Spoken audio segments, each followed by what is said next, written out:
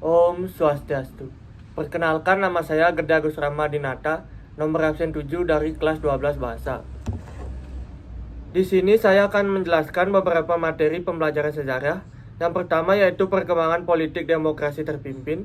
Yang kedua, pembebasan Irian Barat. Dan yang terakhir, perkembangan ekonomi demokrasi terpimpin. Baik, kita akan masuk ke materi yang pertama, yaitu perkembangan politik demokrasi terpimpin. Sebelumnya, apa itu demokrasi terpimpin? Demokrasi terpimpin adalah sebuah sistem demokrasi yang seluruh keputusan serta pemikiran berpusat pada pemimpin negara. Pada masa itu adalah Presiden Soekarno. Demokrasi terpimpin berlangsung dari periode 1959 sampai 1965. Tonggak awal dari demokrasi terpimpin dimulai dari tahun 1959, yaitu tepat dengan adanya Dekret Presiden 5 Juli 1959. Isi dari Dekret Presiden 5 Juli 1959 yang pertama yaitu pemburuan konstituante, yang kedua tidak berlakunya UUDS 1950 dan berlakunya kembali UUD 1945. Dan yang ketiga yaitu pembentukan MPRS dan DPAS. Selanjutnya adalah politik pasca keluarnya Dekret Presiden 5 Juli 1959. Pasca Dekret Presiden mulai membentuk ala-ala negara sebagaimana diamanatkan dalam UUD 1945. Yang pertama yaitu melakukan pembentukan alat-alat kelengkapan ketatanegaraan. Alat-alat kelengkapan ketatanegaraan yang dimaksud yang pertama yaitu pembentukan kabinet kerja. Dalam kabinet kerja memiliki sebuah program kerja yang dinamakan triprogram. Isi dari triprogram yaitu mencakup kebutuhan sandang pangan, menyelenggarakan keamanan rakyat dan negara, dan melanjutkan perjuangan menentang imperialisme ekonomi dan imperialisme politik. Selanjutnya yang kedua ada pembentukan MPRS. Kepanjangan dari MPRS adalah Majelis Permusyawaratan Rakyat Sementara. MPRS ini bertugas terbatas pada menetapkan garis-garis berhaluan negara atau GBHN.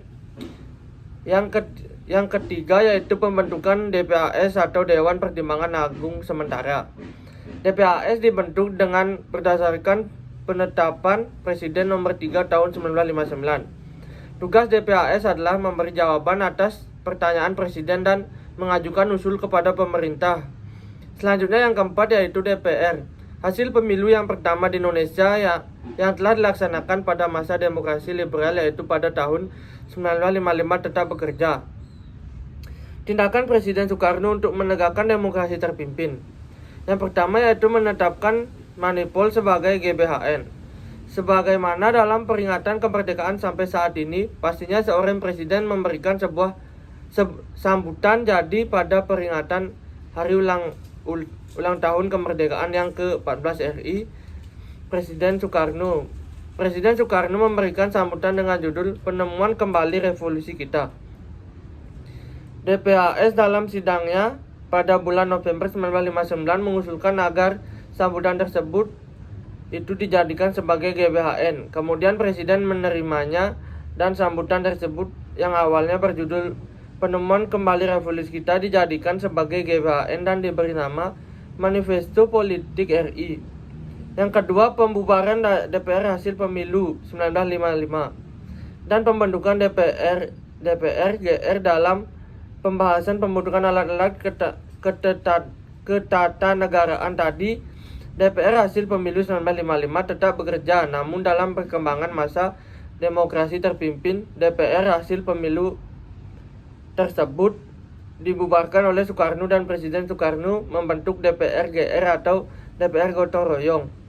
Hal ini merupakan salah satu bentuk penyelewangan yang telah dilakukan Soekarno.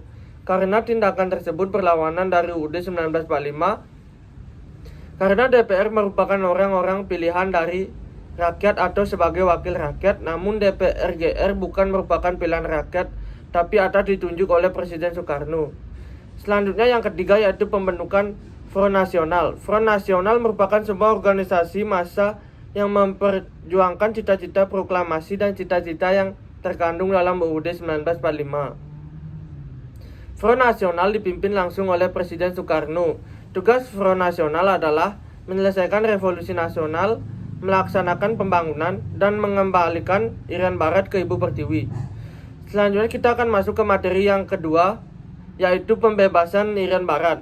Pembebasan Irian Barat merupakan program penting bangsa Indonesia. Perjuangan dilakukan baik secara diplomasi maupun secara konfrontasi. Upaya perundingan langsung dengan Belanda dan menggunakan jalur PBB gagal membawa hasil. Akibat bangsa Indonesia muncul cara lain, yaitu melakukan cara konfrontasi bersenjata. Konfrontasi bersenjata dilakukan yang pertama yaitu dengan mencanangkan Trikora atau Trikomando Rakyat. Isi dari Trikora yaitu yang pertama, gagalkan pembentukan negara boneka Papua buatan kolonial Belanda. Yang kedua, kibarkan sang merah putih di Irian Barat tanah air Indonesia. Yang ketiga, bersiaplah untuk mobilisasi umum pertahankan kesatuan bangsa. Upaya dilakukan juga dengan pembentukan Komando Mandala Pembebasan Irian Barat. Dalam pembentukan Komando Mandala dipimpin oleh seorang panglima, yaitu Mayor Jenderal Soeharto. Tugas Komandan Mandala yaitu merencanakan, mempersiapkan, dan menyelenggarakan operasi militer untuk mengembalikan Irian Barat ke dalam kekuasaan negara RI. Operasi militer dilakukan dalam 3 fase, yaitu fase infiltrasi, eksploitasi, dan konsolidasi. Selanjutnya kita akan membahas PPRA, penentuan pendapat rakyat Irian Barat dan hasilnya. Pada tanggal 15 Agustus 1962, Indonesia dan Belanda berunding di markas besar PBB di NY dan menghasilkan perjanjian NY. Kemudian pada tanggal 1 Mei 1969 berlangsung upacara serah terima wilayah Irian Barat dan UNTEA KPD pemerintah RI. Pada 24 Maret sampai 4 Agustus 1969 diselenggarakan PPRA di Irian Barat. Selanjutnya kita akan masuk ke materi terakhir, yaitu perkembangan ekonomi masa demokrasi terpimpin. Seiring dengan perubahan politik menuju demokrasi terpimpin, kebijakan ekonomi pun mengikuti demokrasi terpimpin. Langkah-langkah yang ditempuh pemerintah untuk menunjang pembangunan ekonomi yaitu yang pertama, pembentukan Depernas atau Dewan Perancangan Pembentukan Nasional. Yang kedua yaitu penurunan nilai mata uang atau devaluasi. Tujuan dilakukannya devaluasi yaitu untuk membendung inflasi yang tetap tinggi, mengurangi jumlah uang yang beredar di masyarakat, meningkatkan nilai rupiah sehingga rakyat kecil tidak dirugikan. Namun upaya ini juga masih belum berhasil. Selanjutnya langkah yang ketiga yaitu deklarasi ekonomi atau DEKON. Tujuan dibentuknya DEKON yaitu menciptakan ekonomi yang bersifat nasional, demokratis, dan bebas dari sisa-sisa imperialisme untuk mencapai tahan ekonomi sosial Indonesia dengan cara terpimpin. Namun dalam pelaksanaan DEKON tidak mampu mengatasi kesulitan ekonomi dan masalah inflasi. DEKON justru mengakibatkan stagnasi bagi perekonomian Indonesia. Dan langkah yang keempat yaitu pembentukan Komando Tertinggi Operasi Ekonomi atau KOTEU dan Kesatuan Operasi atau KESOP.